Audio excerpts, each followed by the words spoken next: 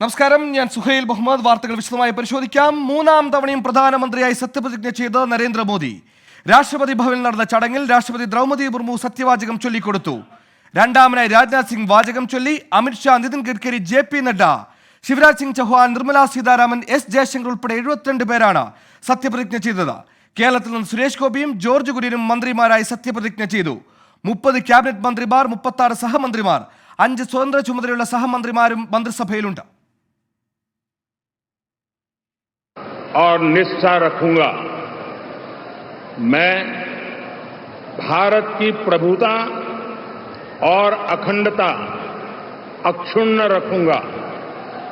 मैं संघ के प्रधानमंत्री के रूप में अपने कर्तव्यों का श्रद्धापूर्वक और शुद्ध Suresh Gopi, do swear in the name of God that I will bear true faith and allegiance to the Constitution of India as by law established, that I will uphold the sovereignty and integrity of India, that I will faithfully and conscientiously discharge my duties as a Minister of State for the Union, and that I will do right to all manner of people in accordance with the Constitution and the law, without fear or favor, affection or ill will. Congratulations.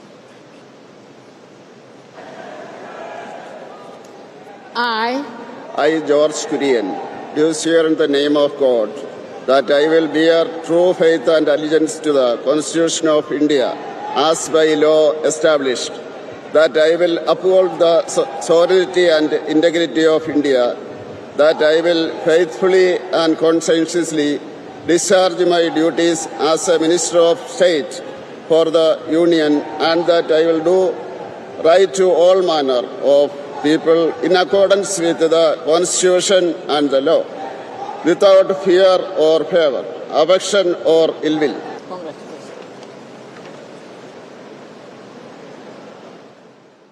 വിശദ റിപ്പോർട്ടുമായി നമ്മുടെ പ്രതിനിധികൾ R Radhakrishnan, Toby Johnson, Sooraj Saji എന്നിവർ ചേരുന്നു. ആദ്യം ആർക്കെയിലേക്കാണ്. ആർക്കെ, അങ്ങനെ മൂന്നാം നരേന്ദ്രമോദി സർക്കാർ അധികാരമേറ്റിരിക്കുന്ന 72 മന്ത്രിമാർ, ദൈർഘ്യമേറിയ സത്യപ്രതിജ്ഞാ ചടങ്ങ്. ഇനി എന്തൊക്കെ നടപടിക്രമങ്ങളാണ് ബാക്കിയുള്ളത്? അതിനോടൊപ്പം ഇനി എന്തൊക്കെ സത്യപ്രതിജ്ഞാ ചടങ്ങുകളാണ് ബാക്കിയുള്ളത്? അതിന് പുറമെ ഇനി പോർട്ട്ഫോളിയോ സംബന്ധിച്ചൊരു ആകാംക്ഷ, അതാണ് നിലനിൽക്കുന്നത്. വിവരങ്ങൾ.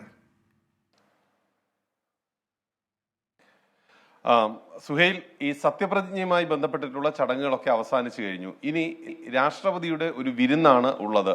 ഈ മന്ത്രിമാരായി ചുമതല ഏറ്റവർക്ക് എല്ലാവർക്കും ഒപ്പം മറ്റ് വിദേശ രാജ്യങ്ങളിൽ നിന്ന് എത്തിയിരിക്കുന്ന രാഷ്ട്രത്തലവന്മാർക്കും ഉള്ള വിരുന്ന്, രാഷ്ട്രപതിയുടെ അത്താഴ വിരുന്ന്, അത് അല്പസമയത്തിനകം ആരംഭിക്കും. രാഷ്ട്രപതിയുടെ അത്താഴ വിരുന്നിൽ പങ്കെടുക്കുന്ന മന്ത്രിമാർ തുടർന്ന് ഈ കേന്ദ്രമന്ത്രിസഭയുടെ ആദ്യ യോഗത്തിന്റെ ഭാഗമായിട്ടും പങ്കെടുക്കും. സുപ്രധാനമായിട്ടുള്ള തീരുമാനങ്ങളൊന്നും അങ്ങനെ കൈക്കൊള്ളാൻ ഇന്ന് ഇടയില്ല. മറിച്ച് 100 ദിന കർമ്മ പരിപാടികളെ സംബന്ധിച്ച് എല്ലാ വകുപ്പുകളോടും വേഗത്തിൽ തീരുമാനമെടുക്കാനായിട്ടുള്ള പ്രധാനമന്ത്രിയുടെ നിർദ്ദേശമുണ്ട്. അത് പ്രാവർത്തികമാക്കുന്ന വിധത്തിലായിരിക്കും മറ്റു നടപടികൾ ഉണ്ടാവുക. ഏറ്റവും പ്രധാനപ്പെട്ട ഒരു യോഗം ഇന്ന് നടക്കുന്നുണ്ട്. ആ യോഗം BJPയുടെ ദേശീയ അധ്യക്ഷൻ JP നഡ്ഡ, അദ്ദേഹം മന്ത്രിയായിട്ട് ചുമതല ഏറ്റിട്ടുണ്ട്. അദ്ദേഹം NDA MP-മാർക്ക് നൽകുന്ന അത്താഴ വിരുന്നാണ്. ആ വിരുന്നിൽ NDAയുടെ MP-മാർ പങ്കെടുക്കും. രാഷ്ട്രീയമായിട്ട് ഒത്തു പോകുന്നതുമായി ബന്ധപ്പെട്ട് ഈ ഘടകകക്ഷികൾക്കിടയിൽ ഏതെങ്കിലും വിധത്തിലുള്ള ഭിന്നതയുണ്ടെങ്കിൽ അത് മാറ്റുക എന്ന ലക്ഷ്യത്തിന്റെ അടിസ്ഥാനത്തിലാണ് ഈ വിധത്തിലുള്ള ഒരു വിരുന്ന് സംഘടിപ്പിച്ചിരിക്കുന്നത്.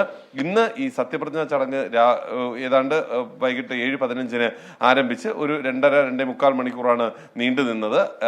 ഈ സഭയുടെ ഭാഗമായിട്ട് 72 മന്ത്രിമാർ സത്യവാചകം ചൊല്ലി പ്രധാനമന്ത്രിക്ക് ഒപ്പം.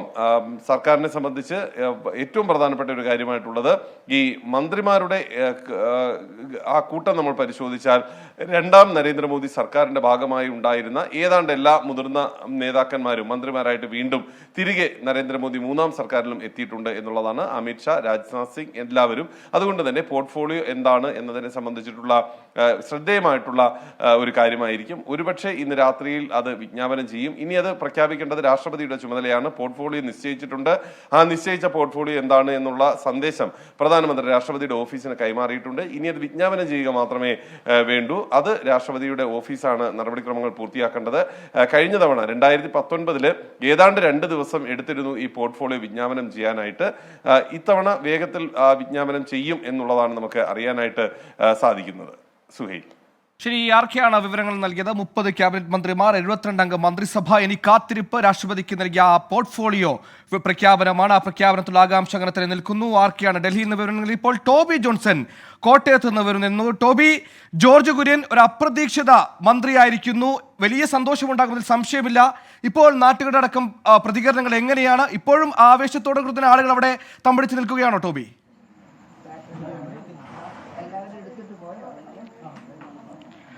വലിയൊരു ആഘോഷം തന്നെയാണ് സുഹൈൽ നടന്നത്. കാരണം ഇത്തരത്തിലുള്ള ഒരു കേന്ദ്രമന്ത്രിയാകുമെന്നൊന്നും ഇവിടെ ആരും തന്നെ പ്രതീക്ഷിച്ചിരുന്നില്ല, അല്ലെങ്കിൽ വിചാരിച്ചിരുന്നില്ല. ഈ സത്യപ്രതിജ്ഞ കാണാൻ ദില്ലിയിലേക്ക് പോകുന്നു എന്ന് പറഞ്ഞാണ് ജോർജ് കുര്യൻ ഇവിടെ നിന്നും പോയത്. പക്ഷെ അത് ഇത്തരത്തിൽ കേന്ദ്രമന്ത്രിയായി തിരിച്ചു വരും എന്നുള്ള ഒരു പ്രതീക്ഷ കുടുംബത്തിനോ അല്ലെങ്കിൽ നാട്ടുകാർക്കോ BJP പ്രവർത്തകർക്കോ ആർക്കും തന്നെ ഇല്ലായിരുന്നു. അങ്ങനെ അപ്രതീക്ഷിതമായിട്ടുള്ള ആ ഒരു മന്ത്രിസ്ഥാനം അത് വലിയ സന്തോഷമാണ് കുടുംബത്തിനും നാട്ടുകാർക്കും അതുപോലെ തന്നെ പ്രവർത്തകർക്കും നൽകിയത്. അതിൻ്റെ ഒരു ആഘോഷം നമുക്ക് അല്പസമയം മുമ്പ് വരെ ഇവിടെ കാണാൻ സാധിച്ചിരുന്നു. വലിയ ആഘോഷങ്ങൾ, മധുരം വിതരണം ചെയ്യുന്നു, അതുപോലെ തന്നെ പടക്കം പൊട്ടിക്കുന്നു. ഈ പ്രദേശത്തുള്ള കണക്കാരി മേഖലയിലുള്ള പ്രവർത്തകരെല്ലാം തന്നെ ഇവിടേക്ക് എത്തുന്നു. നാട്ടുകാരെത്തി, അതുപോലെ തന്നെ ബന്ധുക്കളെല്ലാം എത്തി ആ സത്യപ്രതിജ്ഞ നേരിട്ട് ഈ കുടുംബത്തോടൊപ്പം ഇരുന്ന് കാണുന്ന ഒരു കാഴ്ചയാണ് നമുക്ക് കാണാൻ സാധിച്ചത്. എന്തായാലും വലിയൊരു നേട്ടം തന്നെയാണ് ഇതിനെ കാണുന്നത്. ഇത്രയും കാലം പാർട്ടി പ്രവർത്തകനായി സജീവമായിട്ട് ഈ രംഗത്തുണ്ടായിരുന്നു. അതുതന്നെയാണ് അദ്ദേഹത്തിന് കിട്ടിയ ഒരു അംഗീകാരമായിട്ടാണ് കുടുംബവും പറയുന്നത്, പ്രവർത്തകരും എല്ലാം പറയുന്നത്. അതാണ് ഈ കാലയളവെല്ലാം പാർട്ടിക്കൊപ്പം നിന്ന, അതായത് മറ്റു നേട്ടങ്ങളൊന്നും ഇല്ലാതിരുന്ന കാലത്ത് പോലും പാർട്ടിക്കൊപ്പം നിന്ന് പ്രവർത്തിച്ച ഒരു വ്യക്തി, അദ്ദേഹത്തിന് കിട്ടിയ ഒരു അംഗീകാരമായിട്ട് തന്നെയാണ് ഇതിനെ കണക്കാക്കുന്നത്. ഒപ്പം തന്നെ ക്രൈസ്തവ സഭയുമായിട്ടുള്ള അദ്ദേഹത്തിന്റെ ബന്ധമൊക്കെ വരും നാളുകളിൽ ഗുണം ചെയ്യും, കൂടുതൽ താമര വിരിയിക്കാൻ ഇത് കാരണമാകുമെന്നൊക്കെയാണ് പ്രവർത്തകർ പറഞ്ഞത്. എന്തായാലും ആ ഒരു സന്തോഷമാണ്. ഇനി വലിയൊരു സ്വീകരണം, അദ്ദേഹം തിരിച്ച് കോട്ടയത്തേക്ക് എത്തുമ്പോൾ അദ്ദേഹത്തിന് ഒരു വലിയ സ്വീകരണം നൽകണം, അതിനുവേണ്ടിയുള്ള തയ്യാറെടുപ്പിലേക്ക് പ്രവർത്തകർ കടന്നിരിക്കുന്നു എന്നാണ് നമുക്കിപ്പോൾ മനസ്സിലാക്കാൻ സാധിക്കുന്നത്. എന്തായാലും വലിയ സന്തോഷത്തിൽ തന്നെയാണ് ഈ പ്രദേശത്തുള്ള ആളുകളെല്ലാം തന്നെ. ശരി, ടോബിയാണ് കോട്ടയത്ത് വിവരങ്ങൾ നൽകിയത്. 3ാം മന്ത്രിസഭയിലെ ന്യൂനപക്ഷ പ്രാതിനിധ്യം, അതിനപ്പുറത്തേക്ക് ഇനി സ്വാഭാവികമായി വളരെ സന്തോഷകരമായ വാർത്ത, ഇനി രാജ്യസഭയിലൂടെ MP ആവുക എന്നൊരു കടമ്പ കൂടിയാണ് ജോർജ് കുര്യന് മുന്നിലുള്ളത്. സൂരജ് സജി തൃശ്ശൂരിൽ ചേരുന്നു. സൂരജ്, കേരളത്തിൽ നിന്ന് 2 കേന്ദ്രമന്ത്രിമാരുണ്ടാകുമ്പോൾ തൃശ്ശൂരിന് സന്തോഷമേറെയാണ്. അവർ ജയിപ്പിച്ചു വിട്ട MP കൂടി കേന്ദ്രമന്ത്രിയായി അധികാരം ഏറ്റെടുക്കുന്നു. ആവേശത്തിലായിരുന്നോ തൃശ്ശൂർ?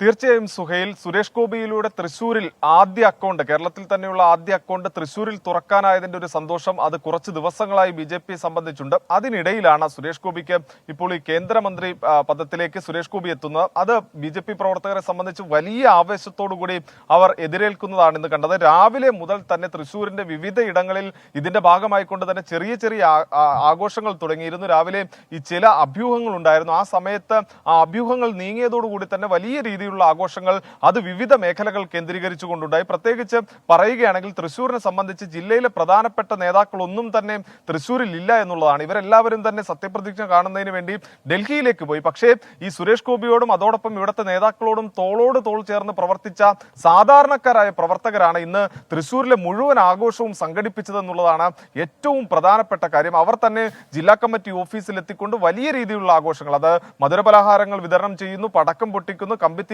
മത്താപ്പും എല്ലാമായി അവരുടെ ആവേശം അലതല്ലുന്ന കാഴ്ചയാണ് കണ്ടത്. ഇന്നിപ്പോൾ ഞാൻ നിൽക്കുന്നത് BJPയുടെ ജില്ലാ കമ്മിറ്റി ഓഫീസിലാണ്. അത് തെരഞ്ഞെടുപ്പ് പ്രഖ്യാപനം വരുന്നതിന് ദിവസങ്ങൾക്ക് മുമ്പാണ് ഈ BJP ഓഫീസിന്റെ പാലുകാച്ച് ചടങ്ങടക്കം നടത്തുന്നത്. ആ സമയത്ത് ഇവർ പറഞ്ഞിരുന്നു ഇതൊരു പുതിയ തുടക്കമാണ്, ഈ പുതിയ തുടക്കത്തിൽ BJPക്ക് വലിയ നേട്ടങ്ങൾ ഉണ്ടാകും എന്ന് പറഞ്ഞിരുന്നു. അവിടെ ഒരു കേന്ദ്രമന്ത്രിയെ തന്നെ ഈ ഓഫീസിലേക്ക് ഈ സത്യപ്രതിജ്ഞയ്ക്ക് ശേഷം എത്തിക്കാൻ കഴിയും എന്നതിന്റെ സന്തോഷത്തിലാണ് BJP പ്രവർത്തകർ. പ്രതീക്ഷിച്ച പ്രഖ്യാപനമായതിനാൽ തന്നെ നേതാക്കളെല്ലാം തലസ്ഥാനത്തായിരുന്നു. എന്നിരുന്നാലും അടിത്തട്ടിലെ പ്രവർത്തകർ സുരേഷ് ഗോപിയുടെ സത്യപ്രതിജ്ഞ ആവേശത്തോടെ ഏറ്റെടുത്തിരിക്കുന്നു. അങ്ങനെ കേരളത്തിന് ഇരട്ടി മധുരം നൽകിക്കൊണ്ട് 2 മന്ത്രിമാരുമായി നരേന്ദ്രമോദി സർക്കാർ 3ാം ഊഴത്തിൽ അധികാരം ഏറ്റെടുത്തിരിക്കുന്നു. നരേന്ദ്രമോദി സർക്കാരിൽ കേന്ദ്ര സഹമന്ത്രിയായി സത്യപ്രതിജ്ഞ ചെയ്ത സുരേഷ് ഗോപിക്ക് ആശംസകൾ നേർന്ന നടൻ മോഹൻലാൽ ഡൽഹിയിലേക്ക് പോകും മുമ്പ് സുരേഷ് ഗോപി വിളിച്ചിരുന്നു.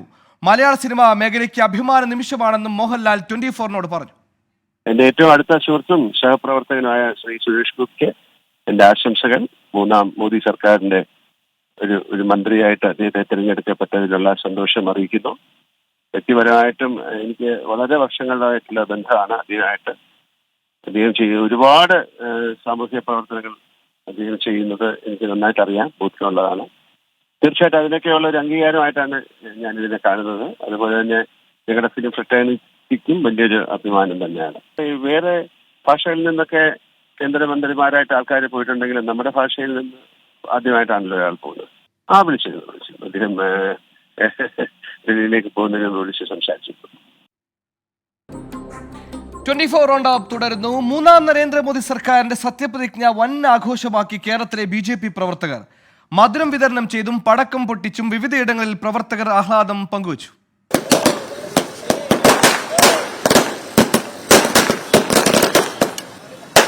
സംസ്ഥാന കമ്മിറ്റി ഓഫീസായ മാരാർജി ഭവനിൽ പ്രവർത്തകർ പടക്കം പൊട്ടിച്ചും മധുരം വിതരണം ചെയ്തുമാണ് മോദി സർക്കാരിന്റെ സത്യപ്രതിജ്ഞ ആഘോഷിച്ചത്.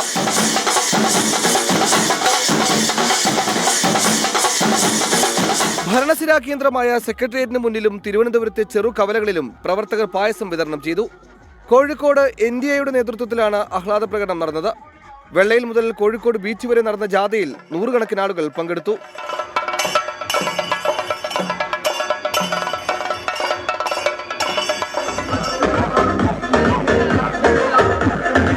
തൃശൂരിലും വിപുലമായ ആഘോഷങ്ങളാണ് നടന്നത്. ആദ്യമായി അക്കൗണ്ട് തുറക്കാനായതും സുരേഷ് ഗോപിക്ക് മന്ത്രിസ്ഥാനം ലഭിച്ചതും ആവേശം ഇരട്ടിയാക്കി. അതെ, ഭയങ്കര സന്തോഷമാണ്. തൃശ്ശൂര് സുരേഷ് ഗോപി MP ആയതിന്റെ സന്തോഷം, സുരേഷ് കേന്ദ്രമന്ത്രി ആയതിന്റെ സന്തോഷം, അങ്ങനെ ഇരട്ടി സന്തോഷത്തിലാണ് ഇവിടെ എല്ലാവരും. വളരെയധികം സന്തോഷമുണ്ട്. കാരണം ഇത്രയധികം ഭൂരിപക്ഷത്തിൽ ജയിക്കാൻ സാധിച്ചതും തൃശ്ശൂരിന് എന്തായാലും ഒരു പുതിയൊരു വികസന മുഖം കൊണ്ടുവരാനായിട്ട് സുരേഷ് ഗോപിക്ക് സാധിക്കുമെന്ന് തന്നെയാണോ വിശ്വാസം?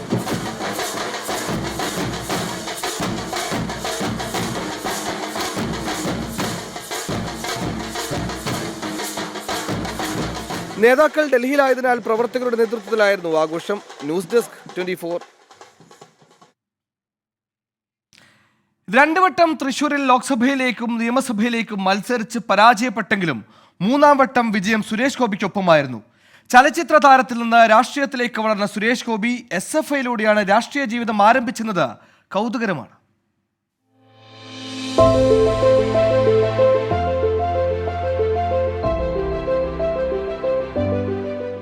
1965 KS സേതുമാധവന്റെ ഓടയിൽ നിന്ന് എന്ന സിനിമയിൽ ബാലതാരമായിരുന്നു സുരേഷ് ഗോപി. ചെറുവേഷങ്ങളിലൂടെ ചുവടുവെച്ച് പ്രശസ്തിയിലേക്ക് പടിപടിയായി ഉയർന്നു. ഷാജി കൈലാസ്, രഞ്ജി പണിക്കർ കൂട്ടുകെട്ടിൽ പിറന്ന സിനിമകൾ നായകൻ എന്ന നിലയിൽ സുരേഷ് ഗോപിയുടെ ഗ്രാഫ് ഉയർത്തി. ഷാജി കൈലാസിന്റെ തലസ്ഥാനത്തിലൂടെ നായകവേഷത്തിൽ ശ്രദ്ധേയനായി. മണിച്ചിത്രത്താഴും കമ്മീഷണറും ലേലവും പത്രവുമൊക്കെ പണം വാരിയതിൽ പിന്നെ സുരേഷ് ഗോപിക്ക് തിരിഞ്ഞു നോക്കേണ്ടതായി വന്നിട്ടില്ല. കളിയാട്ടത്തിലെ പ്രകടനത്തിന് മികച്ച നടനുള്ള ദേശീയ പുരസ്കാരവും സംസ്ഥാന പുരസ്കാരവും സുരേഷ് ഗോപിയെ തേടിയെത്തി. കൊല്ലം ഫാത്തിമ മാതാ നാഷണൽ കോളേജ് പഠനകാലത്ത് SFIയുടെ സജീവ പ്രവർത്തകനായിരുന്നു സുരേഷ് ഗോപി. സുവോളജിയിൽ ബിരുദവും ഇംഗ്ലീഷ് സാഹിത്യത്തിൽ ബിരുദാനന്തര ബിരുദവും നേടി. തുടർന്ന് കോൺഗ്രസിലേക്ക് ആകർഷിക്കപ്പെട്ടു. 2006 നിയമസഭാ തെരഞ്ഞെടുപ്പിൽ LDF സ്ഥാനാർത്ഥികൾക്കായും UDF സ്ഥാനാർത്ഥികൾക്കായും Suresh Gopi പ്രചാരണത്തിനിറങ്ങി. മലമ്പുഴയിൽ VS അച്യുതാനന്ദനായും പൊന്നാനിയിൽ UDF സ്ഥാനാർത്ഥി MP ഗംഗാധരനു വേണ്ടിയും പ്രചാരണം. 2016 ഏപ്രിലിൽ രാഷ്ട്രപതി സുരേഷ് ഗോപിയെ രാജ്യസഭാംഗമായി നിയമിച്ചു.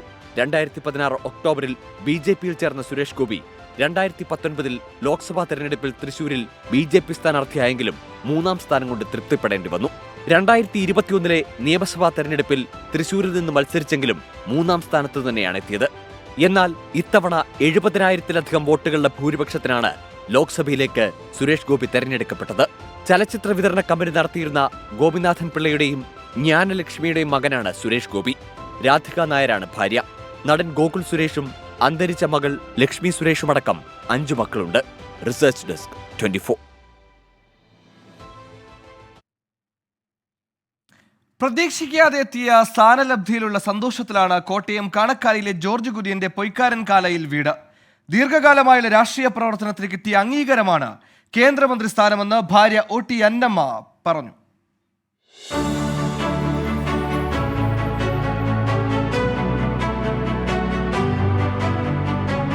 കേന്ദ്രമന്ത്രിസഭയിലേക്കുള്ള കടന്നുവരവ് അപ്രതീക്ഷിതമായിരുന്നുവെങ്കിലും BJPയിലേക്കുള്ള വരവ് ജോർജ് കുര്യന് അങ്ങനെ ആയിരുന്നില്ല.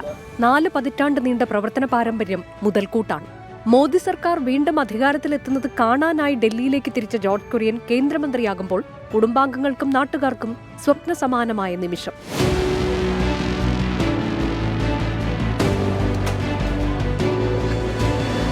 ആയിരത്തി 1978 വിദ്യാർത്ഥി ജനതയിലൂടെയായിരുന്നു രാഷ്ട്രീയ പ്രവേശനം. ദേശീയ ന്യൂനപക്ഷ കമ്മീഷൻ വൈസ് ചെയർമാനായും BJP സംസ്ഥാന ഉപാധ്യക്ഷനായും ചുമതല വഹിച്ചു. നിലവിൽ BJP സംസ്ഥാന ജനറൽ സെക്രട്ടറിയാണ്. ലോക്സഭാ തെരഞ്ഞെടുപ്പിലും 2016 നിയമസഭാ തെരഞ്ഞെടുപ്പിൽ പുതുപ്പള്ളിയിൽ നിന്നും മത്സരിച്ചു. BJP ദേശീയ നിർവാഹക സമിതി അംഗം, യുവമോർച്ച ദേശീയ ഉപാധ്യക്ഷൻ എന്നീ പദവികളും വഹിച്ചിട്ടുണ്ട്. ചാനൽ ചർച്ചകളിലെ സ്ഥിരം സാന്നിധ്യമാണ് ഈ 64കാരൻ. 24 കോട്ടയം. മൂന്നാം മോദി സർക്കാരിൽ ഘടകകക്ഷികൾക്കും അർഹമായ പരിഗണന. JDU, TDP ഉൾപ്പെടെ ഘടകകക്ഷികളിൽ നിന്ന് 12 പേർക്ക് മന്ത്രിസ്ഥാനം ലഭിച്ചു. ക്യാബിനറ്റ് പദവി ലഭിക്കാത്തതിനാൽ NCP അജിത് പവാർ വിഭാഗത്തിൽ നിന്ന് ആരും സത്യപ്രതിജ്ഞ ചെയ്തില്ല. BJPക്ക് ഒറ്റയ്ക്ക് കേവല ഭൂരിപക്ഷമില്ലാത്ത മൂന്നാം മോദി സർക്കാരിൽ മന്ത്രിസ്ഥാനത്തിനായി ഘടകകക്ഷികൾ സമ്മർദ്ദം ശക്തമാക്കിയിരുന്നു. NDAയിലെ 2-3 സ്ഥാനങ്ങളിലുള്ള ഘടകകക്ഷികളായ TDP, JDU എന്നിവയിൽ നിന്നും 2 മന്ത്രിമാർ വീതം സത്യപ്രതിജ്ഞ ചെയ്തു. മന്ത്രിസഭയിലെ ഏറ്റവും പ്രായം കുറഞ്ഞ അംഗം രാംമോഹൻ നായിഡു, ചന്ദ്രശേഖർ പെമ്മസാനി എന്നിവരാണ് TDP മന്ത്രിമാർ. മുൻ ദേശീയ അധ്യക്ഷൻ ലലൻ സിംഗ്, രാംനാഥ് ഠാക്കൂർ എന്നിവരാണ് JDU മന്ത്രിമാർ. RLD അധ്യക്ഷൻ ജയന്ത് ചൗധരി, LJP രാംവിലാസ് വിഭാഗം അധ്യക്ഷൻ ചിരാഗ് പസ്വാൻ, JDS നേതാവ് HD കുമാരസ്വാമി, ശിവസേന ഷിൻഡെ വിഭാഗം നേതാവ് പ്രതാപ് റാവു ജാദവ്, ഹിന്ദുസ്ഥാനി അവാം മോർച്ച അധ്യക്ഷൻ Jitan Ram Manjhi, all Jharkhand students union അംഗം Chandraprasad Choudhary, republican party of India അധ്യക്ഷൻ രാംദാസ് അത്താവ്ലെ, അപ്നാദൾ സോണിലാൽ നേതാവ് അനുപ്രിയ പട്ടേൽ എന്നിവരാണ് സത്യപ്രതിജ്ഞ ചെയ്ത മറ്റ് ഘടകകക്ഷി മന്ത്രിമാർ. ക്യാബിനറ്റ് മന്ത്രിസ്ഥാനം നൽകാൻ BJP തയ്യാറാകാത്തതിനെ തുടർന്ന് മന്ത്രിസഭയിൽ ചേരാനില്ലെന്ന് NCP വ്യക്തമാക്കി. ക്യാബിനറ്റ് പദവി ലഭിക്കുന്നതുവരെ കാത്തിരിക്കാൻ തയ്യാറാണെന്ന് അജിത് പവാർ അറിയിച്ചു. 24 ഡൽഹി. വി മുരളീധരൻ ഇപ്പോൾ മാധ്യമങ്ങളെ കാണുന്നു. തത്സമയം വകുപ്പുകളെ കുറിച്ച് നമ്മളിപ്പം വെറുതെ ഊഹാപോഹങ്ങളിലേക്ക് കടക്കുന്നതിൽ കാര്യമില്ല. അതൊക്കെ കാരണം ഊഹാപോഹങ്ങളിലേക്ക് കടക്കുകയാണെങ്കിൽ നിങ്ങളെല്ലാവരും ധാരാളം ഊഹാപോഹങ്ങൾ കഴിഞ്ഞ ദിവസങ്ങളിൽ വലിയ പ്രചരണം നടത്തിയിരുന്നു. നിങ്ങൾ ആരുടെയും സ്വപ്നത്തിൽ പോലും ഇല്ലാത്ത ഒരു തീരുമാനമാണ് ഇന്ന് മന്ത്രിസഭാ രൂപീകരണത്തിലുണ്ടായിരിക്കുന്നത്. അതേപോലെ കേരളത്തിന് പ്രയോജനപ്രദമായിട്ടുള്ള ഒരു തീരുമാനം തന്നെയായിരിക്കും വകുപ്പുകളുടെ കാര്യത്തിലും പ്രധാനമന്ത്രിയുടെ ഭാഗത്തു നിന്നുണ്ടാകുക എന്നുള്ള കാര്യത്തിൽ എനിക്ക് ശുഭാപ്തി വിശ്വാസം. തിരുവനന്തപുരം കേന്ദ്രീകരിക്കുന്നു പറയുമ്പോൾ തിരുവനന്തപുരം മണ്ഡലം കേന്ദ്രീകരിക്കുകയാണല്ലോ ആറ്റിങ്ങൽ. തിരുവനന്തപുരം ജില്ല, ഞാൻ തിരുവനന്തപുരം ജില്ലയിൽ പ്രവർത്തിക്കുന്ന ഒരാളാണ്. തിരുവനന്തപുരം ജില്ലയിൽ പ്രവർത്തിക്കുന്ന ആളാണെന്ന് പറയാൻ കാരണം വെച്ചാൽ ഞാൻ ആറ്റിങ്ങൽ മണ്ഡലമാണ്. അതുകൊണ്ട് അണ്ടൂർ കോണത്തിൻ്റെ റോഡിൻ്റെ ഇപ്പുറത്തുള്ള ആൾക്കാർ വന്നു കഴിഞ്ഞാൽ അവരുടെ കാര്യമൊക്കെ നോക്കും, റോഡിൻ്റെ ഇപ്പുറത്തുള്ള ആൾക്കാർ വന്നു കഴിഞ്ഞാൽ ഞാൻ നോക്കില്ല എന്നുള്ള സമീപനം എനിക്കില്ല. അതാണ് ഞാൻ പറഞ്ഞത്. രാജീവ് ചന്ദ്രശേഖരന്റെ ട്വിറ്റർ പേജിൽ നിന്ന് മോദി കാ പരിവാർ ഒഴിവാക്കി. ഒപ്പം തന്നെ ആദ്യം വന്നൊരു പോസ്റ്റ് പൊതുപ്രവർത്തനം അവസാനിപ്പിക്കുന്നതായിരുന്നു. പിന്നീട് വീണ്ടും പോസ്റ്റ് ഇട്ടു. അതിൽ പറയുന്ന കാര്യം ഇല്ല, അതെന്റെ ഇന്റേൺ ആയിട്ടുള്ള ആൾ ഇട്ട പോസ്റ്റാണെന്നൊക്കെ പറയുന്നത്. എന്താണ് സംഭവിക്കുന്നത് എന്നുള്ളത് അത് എനിക്കറിയില്ല, ഞാൻ കണ്ടിട്ടില്ല അത് ആ പോസ്റ്റ്. അത് അദ്ദേഹത്തെ പോസ്റ്റിനെ കുറിച്ച് എന്നോട് ചോദിക്കപ്പെട്ടു.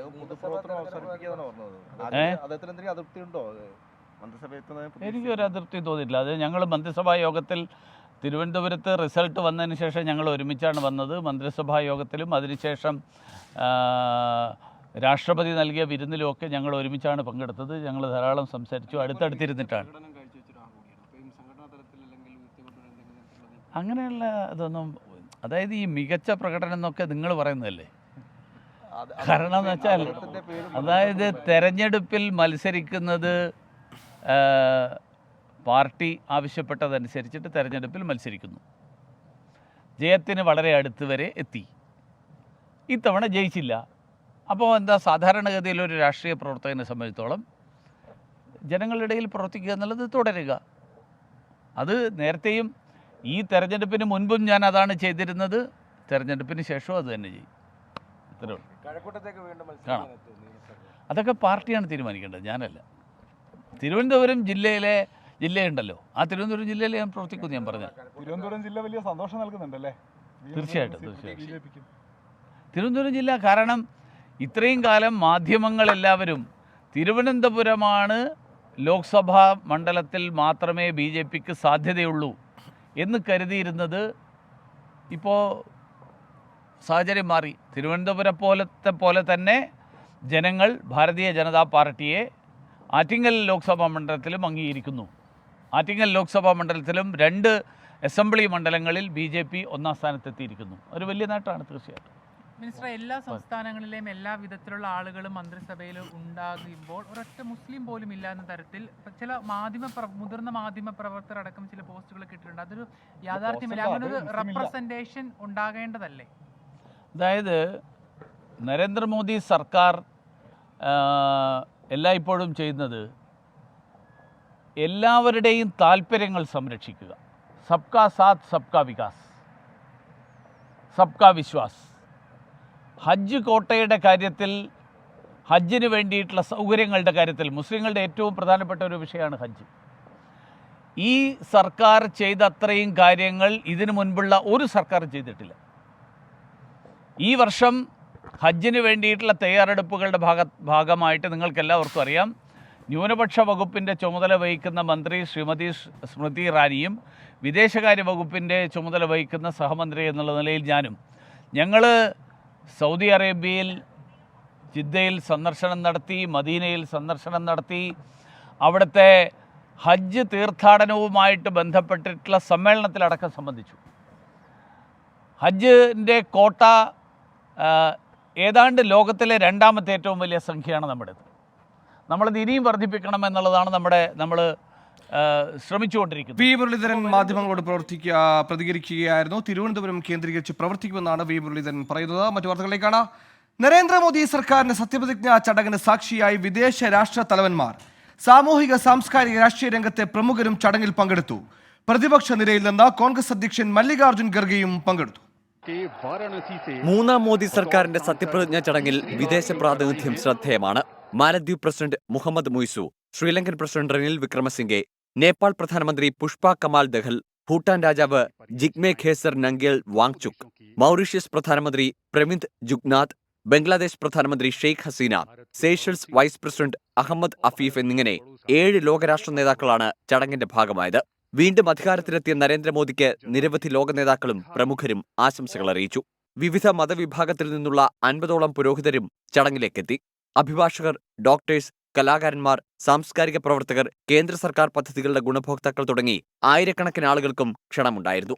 പ്രതിപക്ഷ നിരയിൽ നിന്ന് കോൺഗ്രസ് അധ്യക്ഷൻ മല്ലികാർജ്ജുൻ ഖർഗെ മാത്രമാണ് പങ്കെടുത്തത്. ഇവർക്ക് പുറമെ NDA ഭരിക്കുന്ന സംസ്ഥാനങ്ങളിലെ മുഖ്യമന്ത്രിമാർ, തെരഞ്ഞെടുപ്പിൽ മത്സരിച്ച സ്ഥാനാർത്ഥികൾ, സംഘടനാ ചുമതല വഹിക്കുന്ന ഭാരവാഹികൾ എന്നിങ്ങനെ 1000-ലധികം വ്യക്തികളും സത്യപ്രതിജ്ഞാ ചടങ്ങിന് സാക്ഷിയായി. 24 ഡൽഹി. തെരഞ്ഞെടുപ്പിലുണ്ടായ പരാജയം ഭരണവിരുദ്ധ വികാരമാണോ എന്ന് പരിശോധിക്കുമെന്ന് CPI. തിരുവനന്തപുരത്ത് എന്ത് സംഭവിച്ചു എന്ന് ആഴത്തിൽ പരിശോധിക്കുമെന്ന് പന്ന്യൻ രവീന്ദ്രൻ 24നോട് പറഞ്ഞു. സുരേഷ് ഗോപി കേന്ദ്രമന്ത്രിയായാൽ കേരളത്തിന് എന്ത് ലഭിക്കുമെന്ന് കാത്തിരുന്നു കാണാമെന്നും പന്ന്യൻ രവീന്ദ്രൻ പ്രതികരിച്ചു. ലോക്സഭാ തെരഞ്ഞെടുപ്പിൽ UDF വിജയം ആവർത്തിച്ചതും BJP വോട്ടിംഗ് ശതമാനം വർദ്ധിപ്പിച്ചതും ഇടതുമുന്നണിയിൽ ആശങ്കയുണ്ടാക്കിയിരുന്നു. നേരിടേണ്ടി വന്ന കടുത്ത പരാജയത്തിനു പിന്നിൽ ഭരണവിരുദ്ധ വികാരമാണെന്നും ആരോപണമുണ്ടായി. ഇതിന് പിന്നാലെയാണ് മുതിർന്ന CPI നേതാവ് പന്ന്യൻ രവീന്ദ്രന്റെ പ്രതികരണം. ഭരണവിരുദ്ധ വികാരം ഉണ്ടായിട്ടുണ്ടോ എന്ന് പരിശോധിക്കും. സ്വയം വിമർശനം കമ്മ്യൂണിസ്റ്റുകാർക്ക് അനിവാര്യമാണെന്നും പന്ന്യൻ രവീന്ദ്രൻ. കമ്മ്യൂണിസ്റ്റുകാർ സാധാരണഗതിയിൽ നടത്തുന്ന ഒന്ന് തന്നെയാണ്. ക്രിറ്റിസം എന്ന് പറഞ്ഞാൽ സെൽഫ് ക്രിറ്റിസം ഉണ്ട്. പിന്നെയോ തിരുത്തേണ്ട ഏത് കാര്യം ഉണ്ടെങ്കിലും തിരുത്തും. സെൽഫ് ക്രിറ്റിസം എന്ന് പറഞ്ഞാൽ കമ്മ്യൂണിസ്റ്റുകാർക്കുള്ളതാണ്. വിമർശനവും സ്വയം വിമർശനവും എന്ന് പറയും. അത് രണ്ടും നമുക്കുണ്ട്. രണ്ടും കണ്ട് പരിശോധിക്കും. തിരുവനന്തപുരത്ത് 2 കോടീശ്വരന്മാർക്കിടയിലാണ് മത്സരിച്ചത്. അവിടെ എന്താണ് സംഭവിച്ചതെന്ന് ആഴത്തിൽ പരിശോധിക്കും. സുരേഷ് ഗോപി കേന്ദ്രമന്ത്രിയായാൽ കേരളത്തിന് എന്ത് ലഭിക്കുമെന്ന് കാത്തിരുന്നു കാണാം. കാത്തിരുന്ന് കാണാം. ഇപ്പോഴതിനെക്കുറിച്ച് മുൻകൂട്ടി ഒരു ഡയലോഗ് പറ്റിയല്ല. കാത്തിരുന്ന് കാണാം. കേരളം പോലുള്ളൊരു സംസ്ഥാനത്ത് BJPയുടെ വളർച്ച നോക്കിക്കാണാൻ പറ്റില്ല. തെരഞ്ഞെടുപ്പിൽ 400-ലധികം സീറ്റ് നേടുമെന്നാണ് നരേന്ദ്രമോദി പറഞ്ഞിരുന്നത്. എന്നാൽ ഭരണം കൊണ്ട് ഉള്ളതുകൂടി കളഞ്ഞു കുളിച്ചുവെന്നും പന്ന്യൻ രവീന്ദ്രൻ വിമർശിച്ചു. വിനീത VG 24 കൊച്ചി. മുഖ്യമന്ത്രി സ്ഥാനത്ത് നിന്ന് പിണറായി വിജയൻ മാറണമെന്ന് CPI തിരുവനന്തപുരം ജില്ലാ എക്സിക്യൂട്ടീവിൽ ആവശ്യം. മുഖ്യമന്ത്രി മാറാതെ തിരിച്ചുവരവ് എളുപ്പമല്ല. അത് പറയാനുള്ള ആർജവം CPI കാണിക്കണം. തോൽവിക്ക് പ്രധാന കാരണം മുഖ്യമന്ത്രിയുടെ ധാർഷ്ട്യമെന്നും യോഗത്തിൽ വിമർശനമുയർന്നു. ഷഫീദ് റാവുത്തർ തിരുവനന്തപുരത്ത് ചേരുന്നു. ഷഫീദ്, തെരഞ്ഞെടുപ്പിലെ LDFന്റെ തോൽവിയും മോശം പെരുമാറ്റവും ഒക്കെ മുഖ്യമന്ത്രിയിലേക്ക് കേന്ദ്രീകൃതമാക്കുന്ന ഒരു പരാമർശമാണ്, പ്രസ്താവനയാണ്. തുടർ ദിവസങ്ങളിലും ചർച്ചയുണ്ടാകും. വിവരങ്ങൾ. സുഹേല്, ഭരണവിരുദ്ധ വികാരം എന്ന പൊതു അഭിപ്രായം ഉയരുന്നതിന് പിന്നാലെയാണ് ഇപ്പോൾ മുന്നണിയിലെ ഒരു ഘടകകക്ഷി, പ്രധാന ഘടകകക്ഷി തന്നെ ഇക്കാര്യത്തിൽ ചില അഭിപ്രായ പ്രകടനങ്ങൾ, വിമർശനങ്ങളുമായി രംഗത്തെത്തിയിട്ടുള്ളത്. ഇന്ന് ചേർന്ന CPI തിരുവനന്തപുരം ജില്ലാ എക്സിക്യൂട്ടീവിലാണ് മുഖ്യമന്ത്രി മാറണമെന്ന ആവശ്യം ഉയർന്നത്. മുഖ്യമന്ത്രി മാറാതെ തിരിച്ചുവരവ് എളുപ്പമല്ല, മുന്നണിയുടെ തിരിച്ചുവരവ് എളുപ്പമല്ല എന്നുള്ളതാണ് അഭിപ്രായം. അത് പറയാനുള്ള ആർജവം മുന്നണിയിലെ പ്രധാനപ്പെട്ട ഘടകകക്ഷി നിലയിൽ CPI കാട്ടണം. തോൽവിക്ക് പ്രധാന കാരണം മുഖ്യമന്ത്രിയുടെ ധാർഷ്ട്യമാണ്. ഇടതുമുന്നണി കൺവീനർ EP ജയരാജൻ BJP നേതാവിനെ കണ്ടതും തിരിച്ചടിയായി. സർക്കാർ ജീവനക്കാരെയും പെൻഷൻകാരെയും വെറുപ്പിച്ചു. സപ്ലൈകോയിൽ സാധനങ്ങൾ ലഭിക്കാത്തതും പെൻഷൻ മുടങ്ങിയതും തിരിച്ചടിയായെന്നും ഇതടക്കമുള്ള കാര്യങ്ങളിൽ സർക്കാരിന്റെ പ്രവർത്തനങ്ങൾ സംബന്ധിച്ച പൊതുവിലയിരുത്തൽ ജനങ്ങളുടെ മനസ്സിലേക്ക് വോട്ട് ചെയ്യാൻ സ്വാധീനിച്ചിട്ടുണ്ടാകാം എന്നുള്ളൊരു വിലയിരുത്തൽ കൂടി CPI ജില്ലാ എക്സിക്യൂട്ടീവിൽ ഉണ്ടായി. സുഹൈൽ തുടരുന്നു. 2020 ലോകകപ്പിൽ പാകിസ്ഥാനെതിരെ ഇന്ത്യ പതറുന്നു. 7 വിക്കറ്റ് നഷ്ടമായി. 96 റൺസ് എടുക്കും മുമ്പാണ് 7 വിക്കറ്റ് നഷ്ടമായത്. സ്പോർട്സ് ഡെസ്കിൽ നിന്ന് അനിൽ വാസ്തവ് ചേരുന്നു. അനിൽ, തുടക്കത്തിലെ പതറുകയാണ്, തിരിച്ചുവരവിന് എന്തെങ്കിലും സാധ്യതയുണ്ടോ അനിൽ? വലിയ ഒരു തകർച്ച നേരിട്ടുകൊണ്ടിരിക്കുകയാണ് ടീം ഇന്ത്യ. ഇപ്പോൾ ആദ്യം രോഹിത്തിനെയും കോഹ്ലിയെയും നഷ്ടമായെങ്കിലും ഋഷഭ് പന്തും അക്സർ പട്ടേലും ചേർന്ന ഒരു ചെറിയ കൂട്ടുകെട്ടുണ്ടാക്കിയെങ്കിൽ പോലും അക്സർ പുറത്തായതോടുകൂടി വീണ്ടും വലിയ തകർച്ചയിലേക്ക് ടീം ഇന്ത്യ പോയിക്കൊണ്ടിരിക്കുകയാണ്. ഇപ്പോൾ 96 റൺസ് എടുക്കുന്നതിനിടെ 7 വിക്കറ്റാണ് ഇന്ത്യക്ക് നഷ്ടമായത്. ഇന്ത്യയുടെ പ്രധാനപ്പെട്ട ബാറ്റർമാരെല്ലാം തന്നെ പുറത്തായി എന്ന് പറയേണ്ടിയിരിക്കുന്നു. കോഹ്ലി 4, രോഹിത് ശർമ്മ 13 എന്നൊക്കെയാണ് ഓപ്പണർമാർക്ക് നേടാനായത്. 42 റൺസ് എടുത്ത ഋഷഭ് പന്താണ് കാര്യമായി ബാറ്റ് ചെയ്തത്. പക്ഷേ അദ്ദേഹവും പുറത്തായതോടുകൂടി ഇന്ത്യക്ക് വലിയ തിരിച്ചടി നേരിട്ടിരിക്കുന്നു. ഇപ്പോൾ രവീന്ദ്ര ജഡേജയാണ് ഏറ്റവും ഒടുവിൽ പുറത്തായ ബാറ്റർ. അദ്ദേഹം ഗോൾഡൻ ഡക്കാണ്. ഹാർദിക് പാണ്ഡ്യ 5 പന്ത് നേരിട്ടെങ്കിലും ഇതുവരെ റൺസ് എടുക്കാനായില്ല. ഇനി ഒരേ ഒരു റെക്കഗ്നൈസ്ഡ് ബാറ്റർ ഹാർദിക് പാണ്ഡ്യ മാത്രമാണ്. ശിവം ദുബെ 3, സൂര്യകുമാർ യാദവ് 7, അക്സർ പട്ടേൽ 20, കോഹ്ലി 4, രോഹിത് ശർമ്മ 13 എന്നിങ്ങനെയാണ് ഇന്ത്യയുടെ പുറത്തായ ബാറ്റർമാർ. നസീം ഷാ 3 വിക്കറ്റും മുഹമ്മദ് ആമിർ 2 വിക്കറ്റും വീഴ്ത്തി. ഹാരിസ് റൌഫിനാണ് 1 വിക്കറ്റ്. എന്തായാലും ഇന്ത്യക്ക് വലിയൊരു തിരിച്ചടി തന്നെയാണ് ഇപ്പോൾ നേരിട്ടിരിക്കുന്നത്. ഇനി ഇതിൽ നിന്ന് ഹാർദിക് പാണ്ഡ്യയിലാണ് ഇന്ത്യയുടെ ഇനിയുള്ള പ്രതീക്ഷ. അവസാന ഓവറുകളിൽ ഹാർദിക് പാണ്ഡ്യ കത്തിക്കയറിയാൽ മാത്രമാണ് ഇന്ത്യക്കൊരു പൊരുതാനുള്ള ഒരു സ്കോർ പോലും നേടാൻ സാധിക്കുകയുള്ളൂ. ഈ പിച്ചിൽ വലിയ മാറ്റം സംഭവിച്ചിട്ടുണ്ട്. കഴിഞ്ഞ ദിവസങ്ങളിലെ പോലെ അല്ല, കൂടുതൽ കുറച്ചുകൂടി ബാറ്റേഴ്സിന് കുറച്ചുകൂടി അഡ്വാൻറ്റേജ് കിട്ടുന്ന തരത്തിലുണ്ട്. അത് ഏതെങ്കിലും തരത്തിൽ മുതലെടുക്കാൻ പാകിസ്ഥാൻ ബാറ്റർമാർക്ക് സാധിക്കുമെന്നാണ് ഇനി അറിയേണ്ടിയിരിക്കുന്നത്. എന്തായാലും ഇന്ത്യക്ക് ഇനിയുള്ള ഓവറുകൾ നിർണായകമാണ്. പ്രതീക്ഷകളെല്ലാം ഹാർദിക് പാണ്ഡ്യയിലാണ് ഇപ്പോൾ ടീം ഇന്ത്യക്ക്. സുഹൈൽ. അനിൽ വാസുദേവാണ് സ്പോർട്സ് ഡെസ്കിൽ നിന്ന് വിവരങ്ങൾ നൽകിയത്. ഈ റിപ്പോർട്ടോടെ 24 പൂർണ്ണമാകുന്നു.